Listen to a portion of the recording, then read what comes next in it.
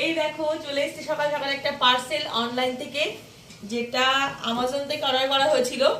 তো একটু আগে কিছুক্ষণ র্যাপ খোলা হয়ে গেছে, তা ভাবলাম পুরোপুরি খোলার আগে তোমাদের সঙ্গে একটু শেয়ার করা যাক।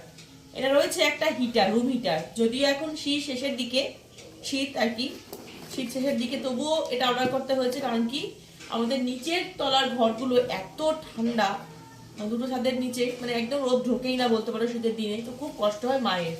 যদি এটা শুরুর দিকে অর্ডার করলে ভালো হতো, তো করা হয়নি কোনোভাবে আর কি, মনে হয়েছে দেরি করে রুম হিটার অর্ডার করা উচিত, তার জন্যে অর্ডার করা হয়েছিল। তো আজকে চলে এসেছে।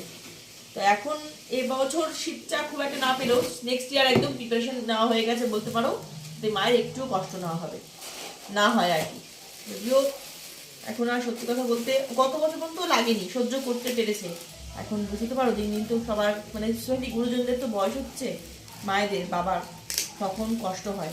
ঠান্ডা একদমই সহ্য করতে পারে, নিতেই পারে না শরীরে। তার জন্যই তার ব্যবস্থা করা চলে এসছে। খুব সুন্দর না? এগুলো অটোমেটিক পুরো ঘর গরম হয়ে যাবে।